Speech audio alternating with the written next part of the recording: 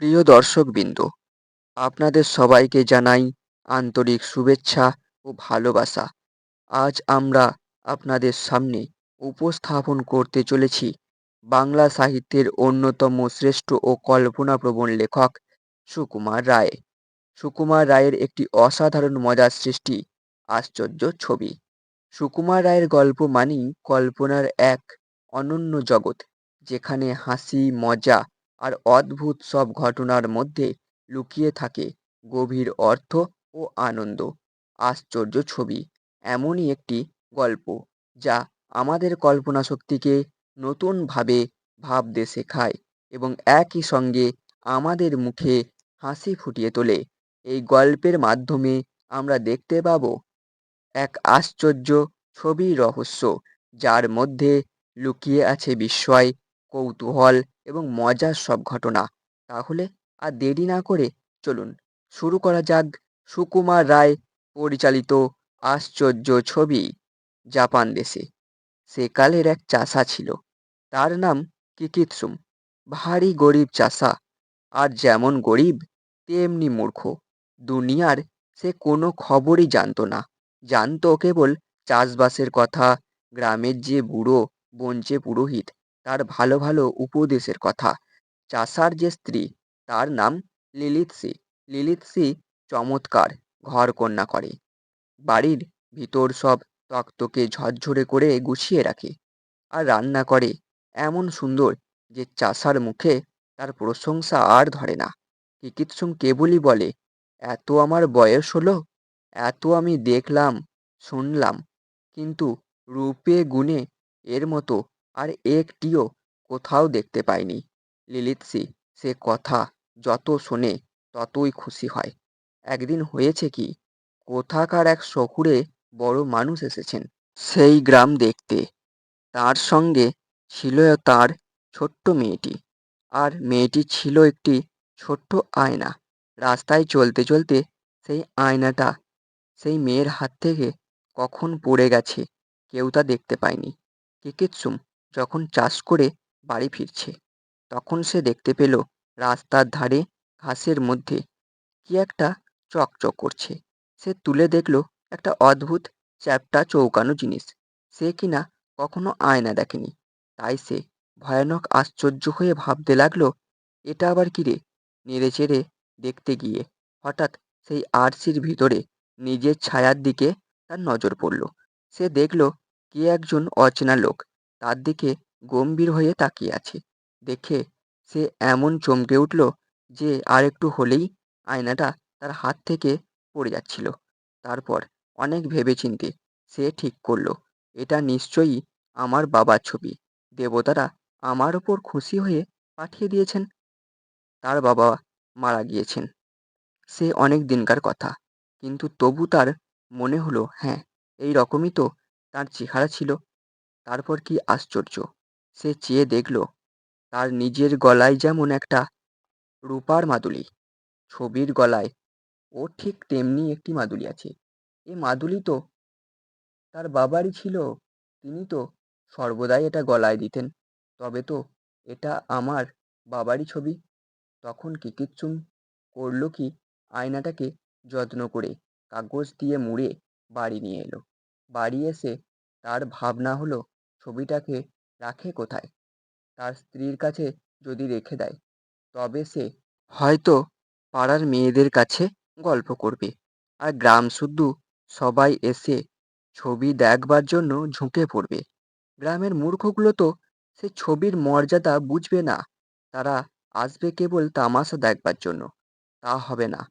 তার বাবার ছবি নিয়ে ছেলে বুড়ো সবাই এসে নোংরা হাতে নাড়বে চাড়বে, তা কিছুতেই হতে পারে না। এ ছবি কাউকে দেখানো হবে না, লিলিৎসিকেও তার কথা বলা হবে না। কিকিৎসুম বাড়িতে এসে একটা বহুকালের পুরনো ফুলদানির মধ্যে আরশিটাকে লুকিয়ে রাখলো, কিন্তু তার মনটা আর কিছুতেই শান্ত হতে চায় না। খানিকক্ষণ পরে পরেই সে একবার করে দেখে যায় ছবিটা আছে কিনা। তার পরের দিন সে মাঠে কাজ করছে, এমন সময় হঠাৎ তার মনে হলো ছবিটা আছে তো। অমনি সে কাজকর্ম ফেলে দৌড়ে দেখতে এলো। দেখে সে নিশ্চিত হয়ে বাইরে যাবে, এমন সময় লিলিৎসি সেই ঘরেতে এসে পড়েছে।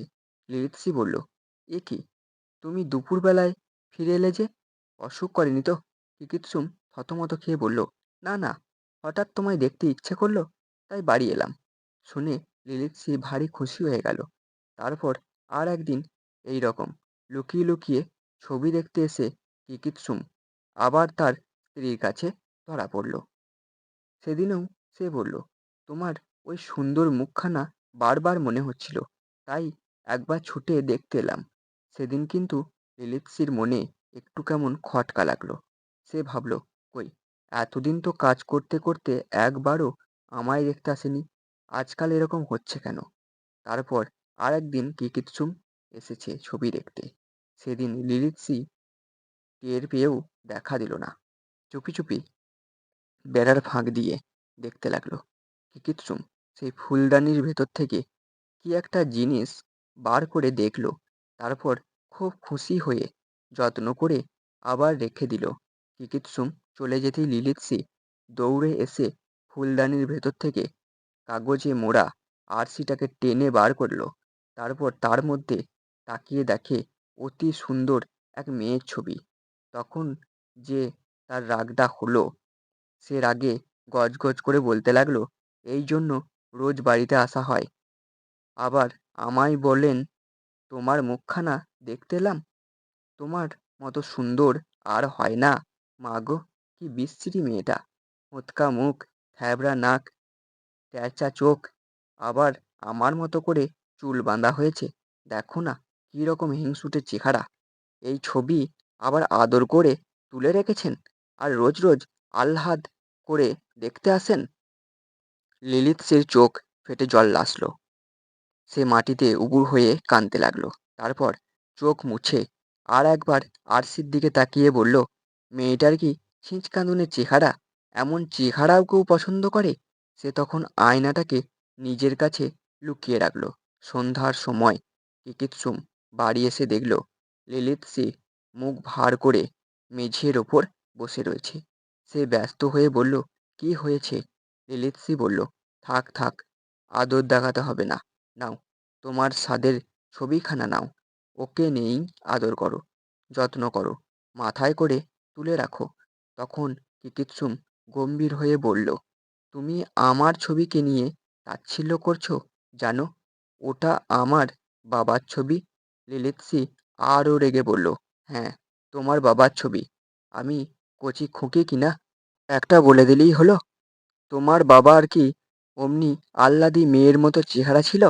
তিনি কি আমাদের মতো করে খোঁপা বাঁধতেন? কথাটা শেষ হতে না হতেই কিকিৎসুম বলল, তুমি না দেখেই রাগ করছো কেন? একবার ভালো করে দেখোই না। এই বলে কিকিৎসুম নিজে আবার দেখল আরশির মধ্যে সেই মুখ। তখন দুইজনের মধ্যে ভয়ানক ঝগড়া বেঁধে গেল। কিকিৎসুম বলে, ওটা তার বাবার ছবি। লিলিৎসি বলে, ওটা একটা হিংসুটি মেয়ের ছবি। এই রকম তর্ক চলছে। এমন সময়ে গ্রামের যে বুড়ো বঞ্চে, সে তাদের গলার আওয়াজ শুনে দেখতে এলো ব্যাপারখানা কি।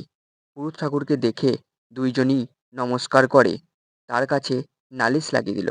কিকিৎসুম বলল, দেখুন, আমার বাবার ছবি সেদিন আমি রাস্তা থেকে কুড়িয়ে পেলাম, আর ও কিনা বলে যে ওটা কোনো একটা মেয়ের ছবি। লিলিৎসি বলল, দেখলেন কি অন্যায়, এনেছেন একটা গোমড়ামুখী মেয়ের ছবি, আর আমায় বোঝাচ্ছেন ওই নাকি তার বাবা। তখন বঞ্চে ঠাকুর বললেন, দাও তো দেখি ছবিখানা। তিনি আরশি নিয়ে মিনিট পাঁচেক খুব গম্ভীরভাবে তাকিয়ে রইলেন। তারপর আয়নাটাকে সাষ্টাঙ্গে প্রণাম করে, তোমরা ভুল বুঝেছ, এ হচ্ছে অতি প্রাচীন এক মহাপুরুষের ছবি। আমি দেখতে পাচ্ছি ইনি একজন, যে সে লোক নন। দেখছো না, মুখে কি গম্ভীর তেজ, কিরকম বুদ্ধি আর পাণ্ডিত্য, আর কি সুন্দর প্রশান্ত আময়িক ভাব। এই ছবিটা তো এমন করে রাখলে চলবে না। বড় মন্দির গড়ে তার মধ্যে পাথরের বেদি বানিয়ে তার মধ্যে ছবিখানাকে রাখতে হবে, আর ফুল চন্দন ধূপ ধুনা দিয়ে তার সম্মান করতে হবে। এই বলে বঞ্চে ঠাকুর আরশি নিয়ে চলে গেলেন। আর কিকিৎসুম আর লিরিৎসি ঝগড়া টগড়া ভুলে খুশি হয়ে খেতে বসল। কবি সুকুমার রায়ের আশ্চর্য ছবি গল্পটি অজ্ঞতা মানুষের মনে ভুল ধারণা ও বিভ্রান্তির জন্ম দেয়। যখন মানুষ কোনো বিষয় সম্পর্কে সঠিক জ্ঞান রাখে না, তখন সে বাস্তব সত্যকে বুঝতে পারে না এবং নিজের মতো করে ভুল ব্যাখ্যা করে। এই ভুল বোঝাবুঝি শুধু তার নিজের চিন্তাভাবনাকেই সীমাবদ্ধ করে না, বরং তার সম্পর্ক, সিদ্ধান্ত এবং জীবনের বিভিন্ন ক্ষেত্রে নেতিবাচক প্রভাব ফেলে। অজ্ঞতার কারণে মানুষ অনেক সময় সত্যকে মিথ্যা এবং মিথ্যাকে সত্য বলে মনে করে ফেলে। সে অকারণেই ভয় পায়, সন্দেহ করে বা ভুল সিদ্ধান্ত নেয়। অন্যদিকে জ্ঞান মানুষের চোখ খুলে দেয় এবং তাকে সত্যকে স্পষ্টভাবে দেখতে ও বুঝতে সাহায্য করে। শিক্ষা ও সচেতনতা মানুষকে সঠিক ও ভুলের পার্থক্য বোঝায়, আর চিন্তা শক্তিকে উন্নত করে এবং তাকে আত্মবিশ্বাসী করে তোলে। জ্ঞান অর্জনের মাধ্যমে মানুষ নিজের ভুল সংশোধন করতে পারে এবং জীবনের প্রতিটি ক্ষেত্রে সঠিক পথে এগিয়ে যেতে পারে।